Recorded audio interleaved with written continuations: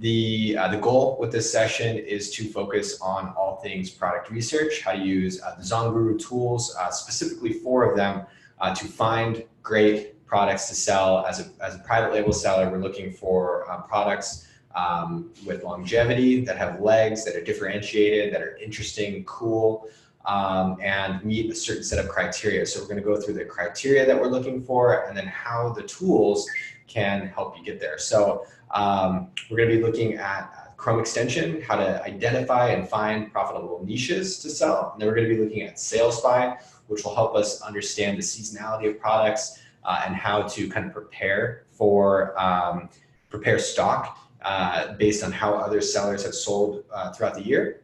And then we're going to be looking at Love Hate, which is an awesome tool towards understanding how to identify the nuances around differentiation and how to create a very unique product. And then finally, we'll be looking at Keywords on Fire to understand and identify how to optimize your listing for the right keywords, but also kind of understand the space and the niche a little bit better with your keyword research in mind. So we're going to be looking at one product in particular that I found today. It's an interesting product. And it's got some legs. It's actually pretty cool. I also just want to point out, so my name is Darren. I've been working for ZonGuru from the very beginning. And you know, it's been a labor of love for all of us that work at ZonGuru. And so I've been project managing for a while. I'm a seller myself. So I understand the tools. I understand the process pretty well. I'd like to say really well, but there's still so much to learn. And then behind the scenes, we've got Josh Pegg. He is going to be kind of helping me in the chat, answering questions, and if there's any technical difficulties, helping me there. So guys, really quick, you have the chat, which is I'm just going to kind of use for engagement, keep everybody awake, and just asking you guys questions. And then if you guys want to stick around at the end, we're going to be opening up to a Q&A. So you'll have the chance to ask questions in the Q&A section. And then I'll try to answer as many as I possibly can. Cool. So before I begin, I'd really like everybody just to let me know in the chat where you're at in the Amazon journey. Are you just getting started? Do you have products listed? Are there particular things that you want me to cover and learn about in this session? We've got about an hour or so. So let me know in the chat. So Joseph says, just getting started with reliable education. Awesome. You're in good hands there. Module 4 on the RE training as well from Karen. Cool. Graham's looking for products.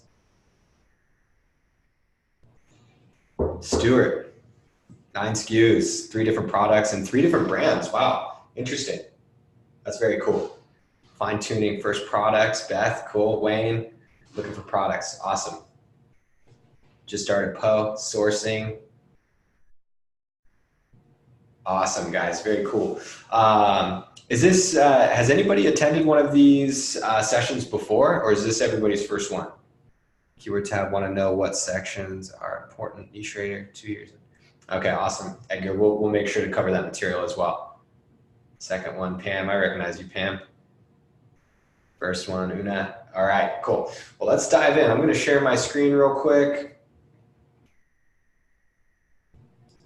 And, all right. Can everybody see my screen okay?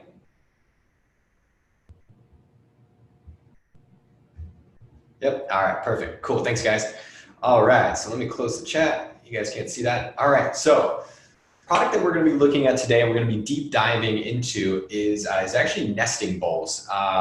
Now, this is, you know, it's just a home and kitchen product, pretty simple. You know, it's just basically bowls that nest inside one of each other, just like the nesting dolls. So it's very compact. You can fit the bowls all in together into one cover. You don't have a bunch of bowls flying around in your kitchen like I do in my kitchen. So now, as I want to just do a really quick experiment. As I scroll down here, I want, if you guys could ping the chat really quick, do you just let me know, does anything jump out to you? Are there any interesting, you know, market to buy? Hey, you know, stop. I want to take a closer look at that product. This is a really important question for towards product differentiation, And I have one product that I think does really, really well on page one. But I am curious, like, do you guys see anything interesting as I scroll? Colored ones, plastic bowls, colored, colors, reviews. All right, cool. So this one in particular jumps out at me. I'm going to be doing a deep dive unboxing video on this product next week for a few different reasons. And I just want to, before I jump into the tools and looking at the actual numbers and data, this hero image, and it appears on page one for nesting bowls, is quite remarkable. It looks like there's about 8 to 12 different bowls, all fitting into what's probably about a 1-by-1 box. All very interesting colors. It almost looks like, it's like it almost looks like if you like school, when you had like a planet that was sectioned off and you could see the different areas of the planet. It's just a very cool looking product. So this one strikes me as the best on page one from a differentiation standpoint. So this is a very cool product. We're going to be taking a deeper look at it using the. What I want to do is I just want to show you guys some of the numbers here with this product category and why this is an interesting category and why it's actually something that actually should be looked at a little bit deeper. So for those of you that are at the very, very beginning stages, maybe you haven't used ZonGuru yet, what I just did was I opened up the Chrome extension. And the Chrome extension is an awesome tool for understanding and the profitability of the niche. And basically understanding if you have a winner or a loser looking at products on Amazon. So the Chrome extension takes a look. It basically scans all the listings on page one, shows it to you in a really, really easy to understand way. So the first thing that you probably notice is the niche score. Now, the niche score is a score which takes into account 4 key criteria which make up a profitable niche. And one that has potential. So those are the buyer demand, which is how often the product is purchased, which of course, if the demand needs to be high for you to be able to sell the product. And so buyer demand takes into account the sales velocity. And then we have the competition opportunity. The competition opportunity takes into account basically how well, but also how well optimized the listings are. So it looks at, first off, how many reviews and the average review score. That kind of measures the strength really well of the category. But then it also looks at a ton of other categories or aspects of the listings to see how well optimized it is. So it'll look at the product photos, it'll look at the listing copy, how well optimized it is, how much they take advantage of the various places where you can add copy, whether or not they run ads, they have EBC. So you can see here, looking at the numbers, the buyer demand is solid at 56%. Competition opportunity, we're looking for high scores. So competition opportunity is a little bit low, and that's just because these sellers have a pretty decent amount of reviews and then are also pretty well optimized. But I don't want to get too all over the place here. We do have a very well differentiated product that stands out from the competition. So it's not to say that it's not possible to do well in this category as well. Moving on, we have the investment sweet spot, which is a gauge of what it will cost to launch a similar product and rank on page one for at least 3 months. So the investment sweet spot looks at the launch budget, which is exactly what I just described. This is the cost to basically order enough stock to stay in stock on page one for 3 months. And that's an important number because staying in stock for 3 months gives you enough time to really get a good, if you're going to order a second round of product, or how much you want to order. 3 months gives you enough time to analyze and plan for your next move. So a $15,000 launch budget is a good number. We're looking for around 13 to 18,000. 15 is right in the middle. So good investment sweet spot there. And then the revenue potential looks at, basically it's telling you, how many dollars are you putting in your pocket for every sale? We're looking at the average price in comparison with the sales velocity. Because obviously, you know, product against a $25 product, you're putting more dollars in your pocket for $25 product for every sale you make. And you know, that's a really important aspect. And I know that, you know, some of your reliable education students, Adam talks about it a lot. You know, a $25 product in that price range is really solid. So you know, that basically at a 30% profit margin means you're putting like $7, $8 in your pocket. So for every sale, which is good. Cool. So that covers the niche score pretty well. I want to just cover these numbers up at the top. Now, these are the averages of the category across page 1. So this is a really cool metric and something that's unique to ZonGuru. This is the actual search volume for the keyword that we used, which in this case was nesting bowls. So this is the number of monthly searches nesting bowls received recently on Amazon in the .com marketplace. And this is not an estimate. This is an actual metric provided by Amazon as a trusted third-party software service that we are at ZonGuru. We also have the average monthly sales. So the average seller does over 800 sales per month. The average price, of course, the average number of reviews. Again, this is a little bit high. The average seller has 300 plus reviews.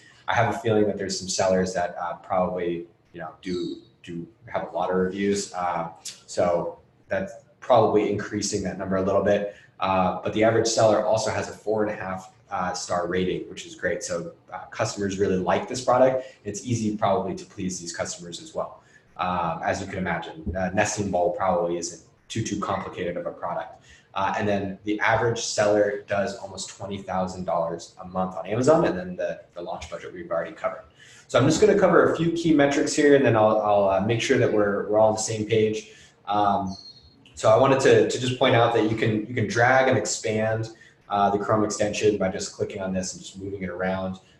You can open the columns by just clicking on it. So you can click on revenue, which is one of the first things I like to do. I'll sort by revenue and I'll see, you know, okay, what type of seller generates the most revenue. And it looks like these stainless steel bowls do really well, and then these Pyrex bowls do really well.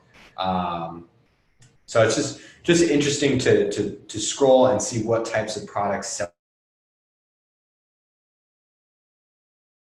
Because when I see the average number of reviews, I want to see, you know, are there any sellers that like have a ton of reviews and would be really, really hard to compete against in the very beginning. So, you know, we have this very straightforward stainless steel mixing bowls with over 3,000 reviews. It's huge. Now, what we're looking for is when we're understanding reviews and the competitiveness of a marketplace, is we want to see basically, we don't want to see too many sellers with over 300 to 500 reviews and up. Those are sellers that we're not probably going to be able to compete against in the very beginning stages, those first 365 days on Amazon. Those sellers are already well established. They have the social proof on the platform. People, as you guys mentioned, when we scroll through the listings, you notice the reviews. Customers notice the reviews as well. So those sellers with over 300 reviews are probably going to continue selling at the same velocity, regardless of you as a seller entering the space. Now, that's not to say that they take up the entire pie on page 1 of sales for nesting bowls. It looks like 61 listings on page 1. So there's 61 sellers that are generating sales and taking a piece. The sellers that have 100 reviews or less. And I want to say to myself, okay, let's look at these sellers. Let's see what they do really well. Let's look at their listings, their photos, their listing copy, and I'll analyze all of this a little bit later. And then we'll use some of the tools to make that easy. But then I'll just think to myself, in the first year, I need to outperform every single one of those sellers with less than 100 reviews. That's my bread and butter. Because then as you begin to increase your sales, you're going to begin to, of course, get more reviews. And there's a ton of other things. I'm just covering the basics here, guys, but that's kind of high level what I like to look at a glance when using the Chrome extension. Now, there's a bunch of other features. You can always look at our tutorial videos. I'm going to point out just a couple that are really important. This little icon here for EBC stands for enhanced brand content. So these are sellers that are trademarked, have access to EBC, which is actually about to be rebranded by Amazon as A+ listings. But basically, those are sellers that can list and have an additional section of their listing where they can add more photos, listing copy. The ad refers to sponsored ads. You can actually take away listings and it'll refresh the data. And then you can add them back if you'd like, and then you can add products to Sales Spy as well with this little icon here. And then you have the access to navigating to page 2. You can do that, and you can download a CSV export, use filters. So the Chrome extension is really, really great at understanding a product niche at a glance. So I'm just going to pause for a second. I see we have some people asking questions in the chat. Josh is helping me there. Really appreciate that, Josh. Q&A, so I can answer them at the end. But is everybody following me so far? And does this make sense? Do you guys feel like I'm analyzing the Chrome extension data well for this product?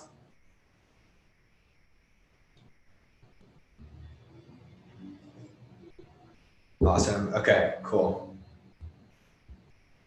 Do you guys feel like this is an interesting product?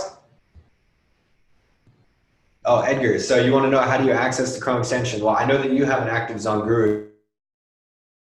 So you can go to the Chrome store, or you can find it in the left-hand rail of your Amazon or your ZonGuru account right here, and you can download it there. You just need to make sure that you're using Google Chrome. And once you're using Google Chrome, anytime you go to a supported Amazon web page and you run a search, you can pull it up and you can scan the listing. So yeah, super, super easy. Awesome. All right, cool guys. So we're gonna move in now to Sales Spy. Now, just to recap, Chrome extension helped us analyze the niche as a whole and understand if it's a winner or a loser. We may have found a winner here, so this is a good product. Now, what I did is I added 3 different nesting bowls. I added a glass one, stainless steel, and then the one that I found very interesting. What I'm gonna do now is I have the last 1 year selected inside of you're going to be able to see the historical sales data for these products, and we're going to be able to see how these products sell year round. Or so basically, there are 2 main ways that I like to, or two pieces of data that I like to pull from Sales Spy that are very, very insightful information to have, which is seasonality of the product, how well it sells during certain parts of the year, and then also how well the sellers that I have selected and added to Sales Spy stay in stock. So I'm going to just show you what I mean here. I'm going to open up the sales graph for this Duralex 10-piece glass bowl set. So what we're seeing here is a bunch of really good information. So we can see with the orange bars here, the actual revenue generated on each day. The blue line represents the BSR, which is the best seller rank in its main category. Colorblind, so I don't know if this is gray or turquoise.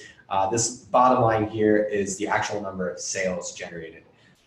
So, you know, this is a sales graph which shows some sort of irregular information. So we see that it's pretty consistent across the board with a little bit of a dip towards January, or a little bit of a rise in January, and then a dip here in March into April and May.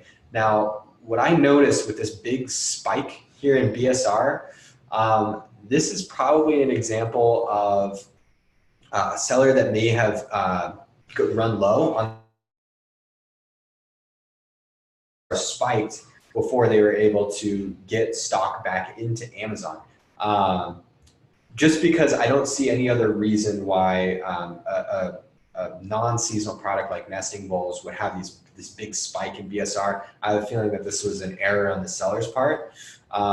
So the BSR kind of spiked for a couple months and sales leveled off again. And you can see they're very consistent the rest of the year. Now, these metrics here are the averages for the time period that I have $40. They do an average of 728.6 sales per month. And then this is the average revenue generated per month, and then the 30% profit margin as well. So I'm just going to quickly open up these two graphs just so that we can take a look at and see if we get any information.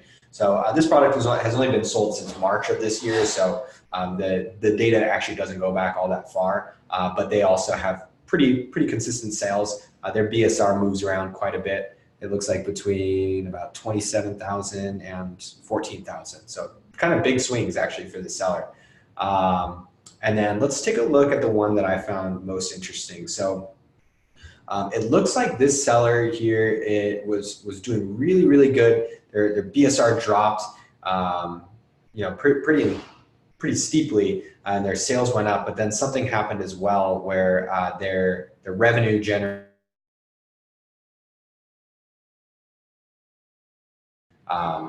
The revenue generated dipped so much, but the BSR kind of stayed the same. But again, their BSR is kind of all over the place as well. So just to recap, guys, we've now looked at Sales Spy and the Chrome extension. We've found an interesting product category with the Chrome extension, and now we're kind of better understanding how these sellers do on a more nuanced level year round by looking at the Sales Spy historical sales price. Now, Josh and I looked at some cool products. We've been looking at products each week. So if you guys want to join these, you can join them each week. We look at a new product that we find interesting. We've looked at products that are purchased mainly during the school year. Hey, Darren, you dropped out, mate. Oh, uh-oh. Can you hear me now? I think you're good now. Yeah. Can I just remind everyone to keep putting their questions in the Q&A, because if you're writing them in the chat, they might disappear and you might not get notified that your questions are getting answered. So just keep all the questions to the Q&A and make it a lot easier for me, and your question will definitely get answered that way. Yeah. So any questions that you guys have asked so far in the chat, just go ahead and re-ask them in the Q&A, and we'll get to that at the very end. Is everybody following me so far? Yes? All right, awesome. Karen, Marvin, Edgar, perfect. Cool, guys. Thank you. Awesome. Thank you very much, guys. Okay, cool. So now we are going to look at just two more tools, and then we'll open it up to Q&A for the rest of the time that we have left. So the next tool that I want to look at really quick is Love Hate. So if you haven't used this tool yet, generate ideas to create the best product possible in a category. So what I've done here is I've added a session for nesting bowls. Now, the way that I did that was I added products by phrase. So I just typed in nesting bowl, and it pulled up 50 listings for nesting bowls, and I selected the ones that I wanted to add to our session here. And what I did was I ran the session, and ZonGuru scanned every single listing that I had selected. So we have 50 different products, and it scanned all of their reviews, and then it created and the words that appear multiple times in the 4- and 5-star reviews and the 1- and 2-star reviews. So we have word clouds now for all of these listings up here, which tell us basically what are people saying frequently in the reviews where customers loved the product, and then reviews where people hated the product. This is extremely important to not only develop cool, interesting features and go to your supplier with information in mind to make the best product, but it's also a great way to learn from the mistakes of sellers in the same category. You know, what people either found to be a fatal flaw in the product, or just a feature that was just terrible that they didn't like. What I'm going to do here, I actually haven't looked at this yet, so I just want to see what kind of information. You know, previously, to do this, you would actually have to click on individual listings. You have to read all the reviews. It's just a very is actually looking at the hate section, because, you know, as you can imagine, you get a lot of great information about like the quality of the material of the products. So I'll click on maybe something like, let's just say we'll click on poor quality. We'll see what listings appear in the poor quality section.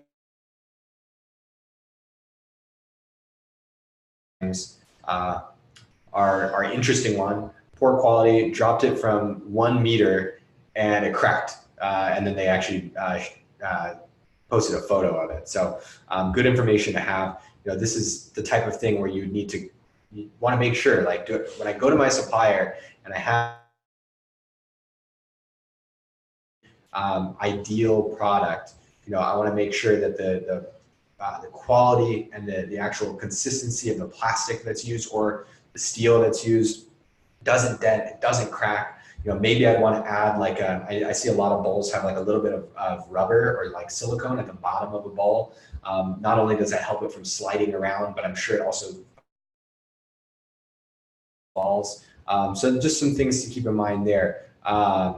Black residue, that's interesting. So that might be something where, okay, this stainless steel bowl, it looks like people are talking about black residue that appears on this bowl multiple times. So, if I was looking to sell a stainless steel bowl and I was buying samples, I might want to run that bowl through the dishwasher 50 times to see, how long does it take for the bowl to show this black residue. Does that mean that the bowl actually isn't stainless steel, that it's just coated in some sort of stainless steel paint? So that would be something that you'd want to speak with your supplier about, absolutely. So then let's look at the love section really quick.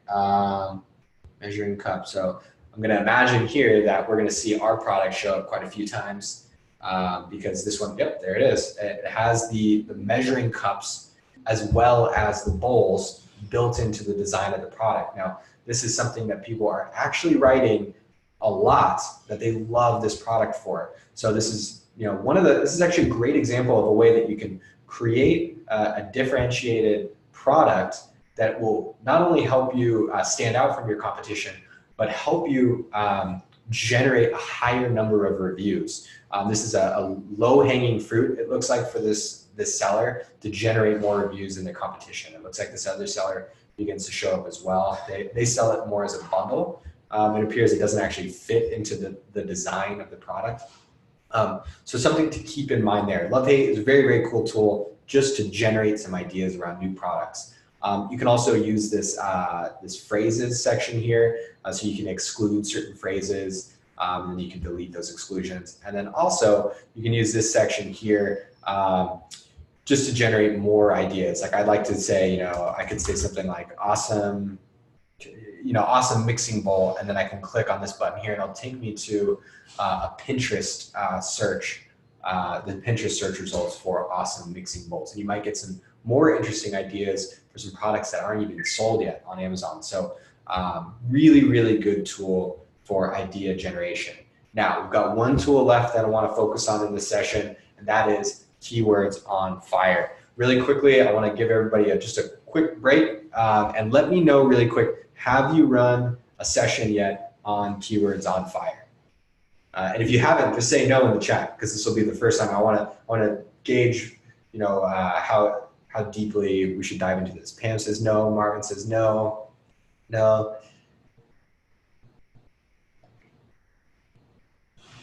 Awesome. Okay, cool. So let's start at the beginning then. So keywords on fire. It seems like a lot of people are seeing this tool for the first time, which is great.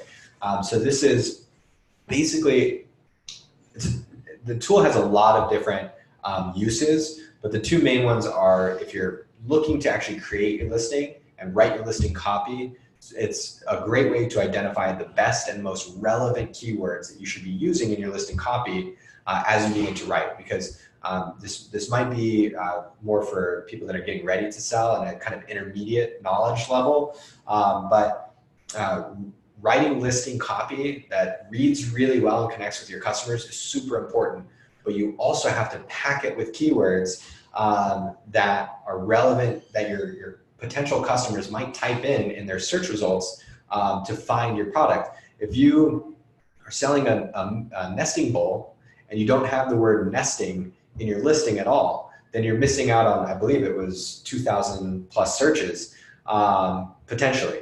1,200 searches. So writing listing copy that's packed with keywords is super important. Now, Keywords on Fire, just like love hate, I like to run sessions by adding a keyword phrase. So what I did here is I just typed in nesting bowl, and it's going to pull up the top 50 listings for nesting bowls. And you can either select all or you can select them individually. And then I went down, just made sure that there wasn't any non-nesting bowl products that sneak into the search results. And I had already done this. We were good to run the session with all 50 listings. So I'm going to open up the search results here, and it's going to show us the very best keywords to use when thinking about this product. Now, the second use for Keywords on Fire is to understand and make sure that you are using the right keywords for your product research. So, nesting bowls might not actually be the most relevant and best keyword to use when doing your research on this product. It might be nesting bowl singular rather than plural. It might be something else completely. It might be mixing bowls. So this is a good way to just make sure that you're running the right searches and you're getting the best data possible so that you're making a data-driven decision when you're looking to launch a product. So we have some cool information here. Just at a glance, we're going to be looking at 300 plus unique keywords. So we dedupe all the keywords. You're going to be looking at, out of these 306 unique keywords, they generate over 600,000, almost 700,000 total searches per month, and almost generate $7 million of total revenue per month. That's pretty cool. That means that out of the keywords that we're going to be looking at, you have the potential to be taking a slice of a $7 million pie. So cool stuff there. Let's take a look at the results. So this is going to take a second to load. There we go. So now, again, if you haven't run a search yet, this is your first time seeing it, play around with it. If you're on the starter plan, you're going to have 5 searches per month. So just go ahead and run some searches, experiment with it. But we're going to see a bunch of information. I'm just going to cover it really quickly. We're going to see the keywords, and they're organized by the ZG score by default. This takes into account the demand and the competition of the keyword. So we're looking at the ZG score. We're looking at really high performing keywords that aren't too competitive. And that's what it's organized by default. We're also going to see the dollars generated per month by that keyword, the average searches per month for that keyword, and then how many of the top 25 sellers have the keyword in their title. That's a really good way to understand the competitiveness of the keyword. And then we can click on this and we can see which ones have the keywords in their title position on page 1. Number of units sold per month, average reviews for the sellers on page 1. Actually, I believe it's the top 25. So the average number of reviews for the top 25 sellers, and then the average price, how many sellers have the keywords in their title, and that's broad and exact match. And then some other great information to have as well, like how many clicks the top 3 sellers generate, and how many converted sales the top 3 sellers make as well. Cool. So a lot of information. I know I'm covering a lot here, especially for people that are in the beginning stages. There's going to be a replay for this, so don't worry. But I just want to kind of contextualize this information here for people that are kind of in the product research phase. So, we can reorder, just like with all of our tools, we can reorder the columns so we can see, we can look at the ones that are searched for the most. It looks like for some reason Sesame Street appears as the top seller or the top keyword. We can also see Pyrex is either a brand or maybe a material for the bowls. Bowls appears a lot.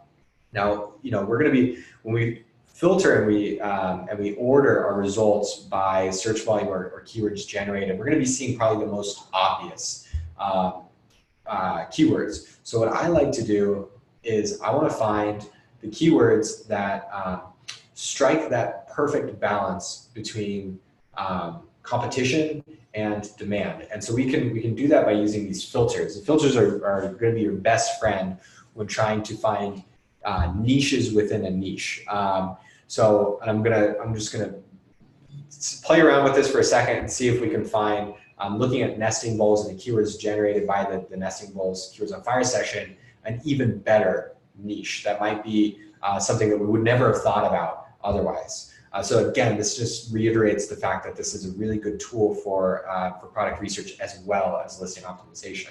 So the way that I like to do this is I'm gonna, as we've already covered, the number of reviews, the average number of reviews is a great way to understand the competitiveness of the product and the category, but the revenue generated or the search volume generated is a great way to understand demand. So I'm going to see if we can find a nice balance between demand and competition here by using the filters. So we're going to do search volume.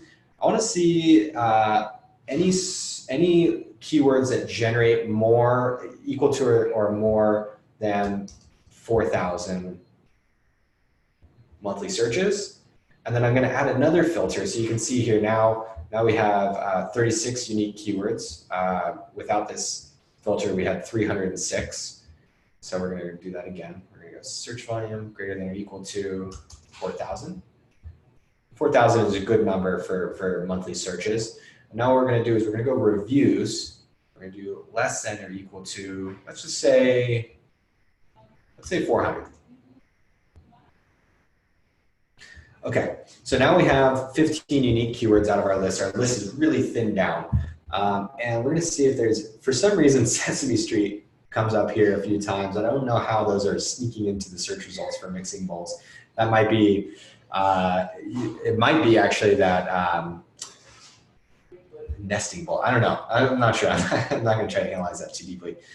Okay, so these two things are actually interesting to me here. Melamine, I know, is a material.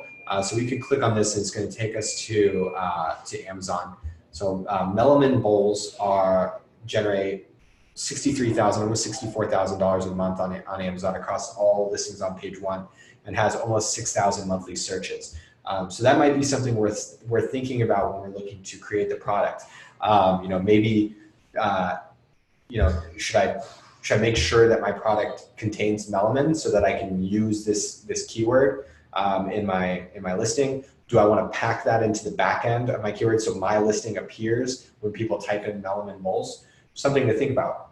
Now this strikes me as interesting here, camper decor, which makes sense for this to appear in a nesting bowl search results, because you have to imagine that people that are traveling in a camper or an RV probably need as much of their kitchen accessories to consolidate as possible. So this might be something where maybe camper decor, because we see a lot of things for people's none of this. This isn't intriguing to me, camper decor, but maybe camper kitchen accessories or camper accessories is a product category worth looking into deeper. So, this was just a really quick experiment here to see if we could find another idea based on an idea that we've already come up with to further our product research and find an even better product. So camper decor might be something that any of you guys that are attending the meeting right now could look into a little bit deeper. So yeah, I mean that's Keywords on Fire. There's this tool is just absolutely jam-packed with information. I really encourage everybody, even if you're feeling like you're in the beginning stages and this is a little bit too over your head, to just run some searches. You're going to get those searches back in 30 days. So just run them and experiment and play around with the tool, because you're going to get some really good information, even if you're a product researcher. Okay, guys, so we have covered the Chrome extension, how it validates ideas and product categories and the competitiveness of it. We've looked at SalesSpy to better understand the seasonality of products and how the sellers have been able to stay in stock that we've selected. We've also looked at Love-Hate to find ideas around product differentiation. And then we looked at Keywords on Fire to better understand the keywords involved in a particular product niche. So it's a lot of information, but 4 tools that are absolutely critical if you're looking to launch your first or your 10th product. It's really great for validating ideas and finding new products. So those are the best of the best. I'm going to go ahead and open it up to Q&A now. I'm going to answer as many questions as I can. I'm going to stop sharing my screen. All right, cool. So we still have 42, it looks like, attendees. That's great. I can share my screen. We can deep dive into into the tools at length, just go ahead and fire some questions away in the Q&A, and we'll jump into it.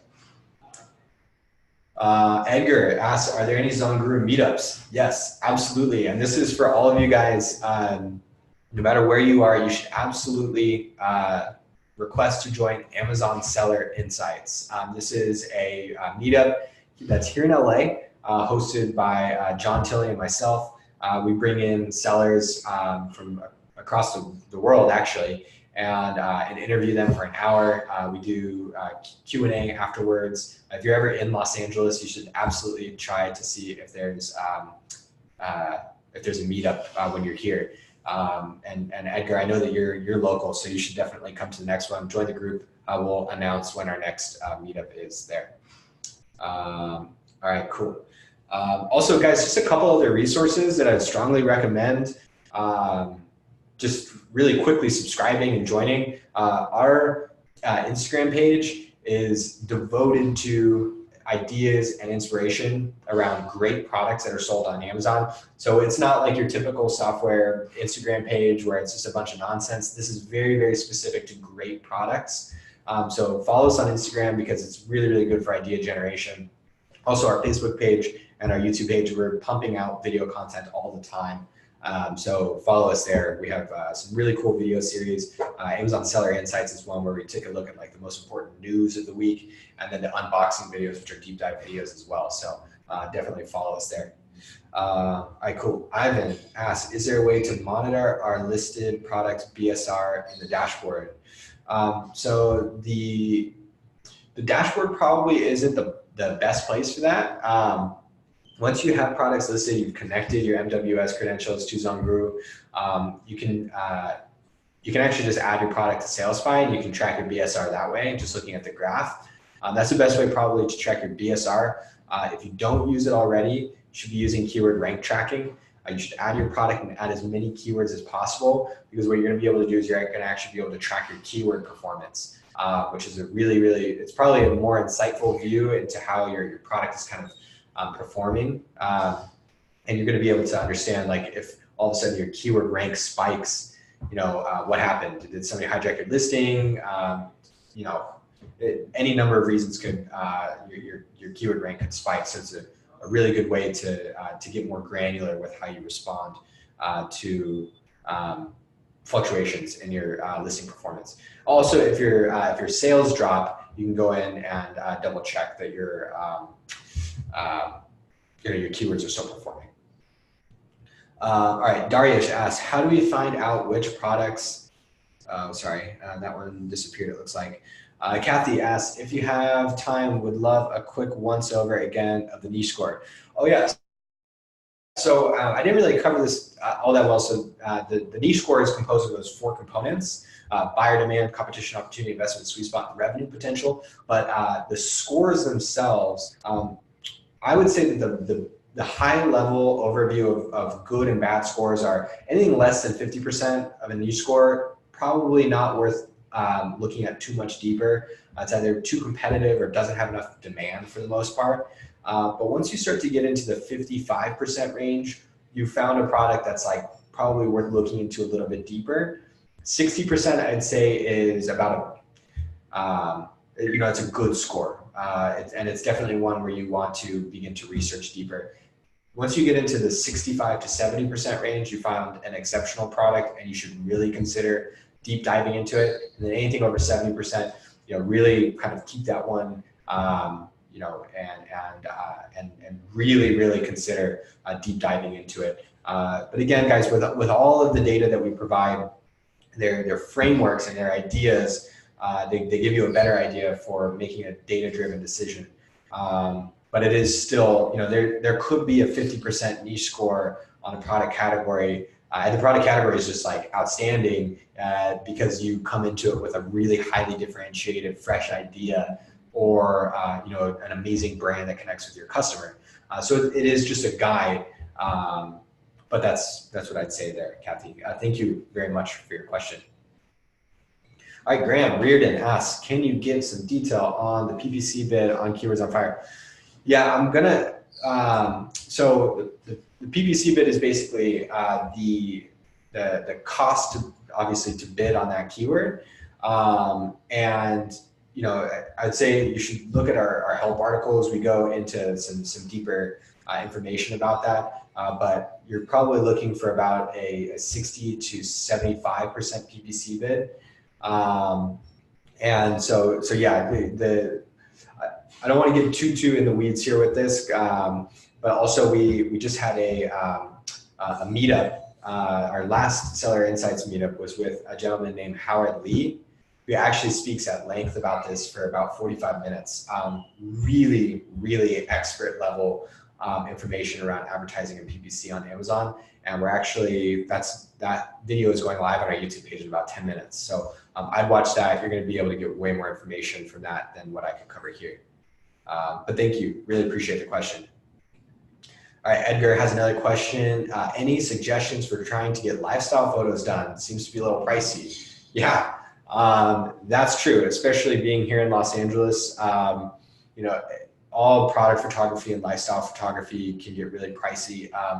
Again, going back to Seller Insights, I believe it was maybe 3 meetups ago, we had a gentleman. I can go ahead and link you to it. I forget what his company was called, but he actually has a studio and does specifically Amazon private label seller lifestyle photos and enhanced brand content. And he had a bunch of promos, and I think we actually have a partnership with him, so you can get a discount there. What I would suggest, though, with all things product photography related, lifestyle photos can get a little bit tricky, but you're kind of lucky that here in LA there's so many photographers and people you could probably list on Craigslist and find a photographer that would meet you and take your lifestyle photos. But going with like the studio route, it can get quite pricey. I found that with my products, the photos that that ended up performing the best for me were ones that I actually took myself. I bought like a really nice white box from Amazon. It's like $250, and that thing paid for itself, overnight basically, because I was not happy with any of the photos that I was spending a lot of money on. I did 2 sessions that were over $1,000 each, and they just, you want to have creative control of your brand and your listing and all of that. And I felt like the photographer just didn't quite follow the direction like I would have liked. And so I got the white box. I actually used, just the nice camera on my phone, and got really granular with my product photos. I actually took Adam Hudson's advice. He took a look at my photos. He was like, the magic of your product is really in the details. So I got really close and took the photos myself. And I did it over like a week. I probably took 4,000 photos of my product. And once I listed the ones that I liked the best, they performed really well. Lifestyle photography is a little bit tricky if you don't know how to use a DSLR camera. It can get pricey if you go the studio route. But there's all sorts of services online as well to find freelancers. I use Upwork all the time for ZonGuru related tasks. I'm sure you can find photographers there or on Craigslist. And then I'll see if I can dig up the email of the gentleman that was at Amazon Seller Insights, because you might find that he's within your price range as well. All right, Ivan asks, are you able to show us that function? Do you mind, I'm not sure which function. Sorry, I kind of breezed past the question that you're replying to. Do you mind just re-answering your question or re-asking your question, just letting me know which function you'd like to see? And then Gregory asks, is there any way to use ZonGuru to identify the demographics of who buyers are in a particular market/segment? No, at the moment there's not. What you can do, I'm just going to share my screen real quick. Let me see if I can find this. Sorry guys, 1 second. This is a very expert level and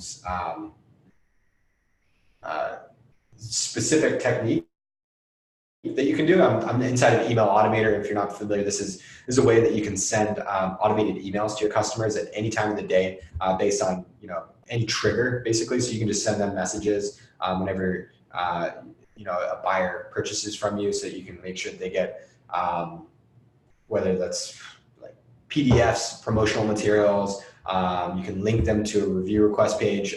It's very important that you stay within Amazon's terms of service when you're using Email Automator. Very, very critical that you do that. I can't stress that enough. But you can actually use this feature down here. If you go into Show Advanced Settings, you can add a pixel ID. And so if you can pixel your customers when they open your emails, and you can actually get some additional information on them if they have and use Facebook. So that would probably be the only feature that ZonGuru offers that can kind of help you better understand the demographics of your customers. Unfortunately, well, so this is a demo account, so I can't really show this off. But if you go into your orders, you can also see the city and state where your customers are from. We don't currently have a way, though, to kind of contextualize this information and like open up a map where you can see where your buyers are purchasing from, or things like their age or their gender or anything like that. It is worth noting that Amazon, as you would expect, is very private about their buyer and their seller's personal information. And that's just to make sure that people's privacy is protected. So they do make it a little bit difficult to find that type of information. Thank you for your question, Gregory. Appreciate it. Ivan, and that's the same question. Okay. Neil, often you'll get products ranking high on a page for a keyword, even though they are a poor match for a keyword. Screw this. Even though you search for nails, is this because more people end up buying screws even though they search for nails? Sorry, long question. No, that's a good question. So, sorry, let me take a drink of water real quick. I heard you cough, Josh. Does that mean you want to jump in? Sorry, I was actually clearing my throat too, but yeah, I can help you out here.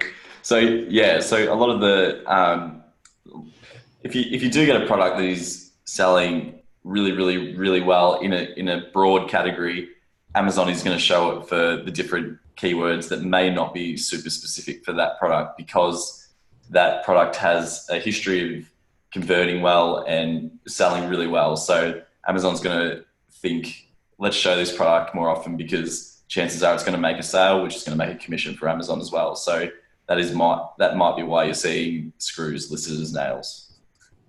Awesome. Yeah, thank you. Appreciate it, Josh. And Maurice asks, can I stop hitting the desk, please? Yes, I didn't realize I was doing that. Sorry about that. Beth asks, definitely ignore a product with too many EBC sellers. No, absolutely not. That, it's a good gauge, of course, of the competitiveness of the product, but it's just further exemplifying why you as a seller should also consider trademarking your brand, because more and more sellers, I would say almost the majority of sellers, it seems at this point, have EBC. It's kind of just like the benchmark at this point. So a lot of sellers are just going to have UBC, and you should probably get it as well.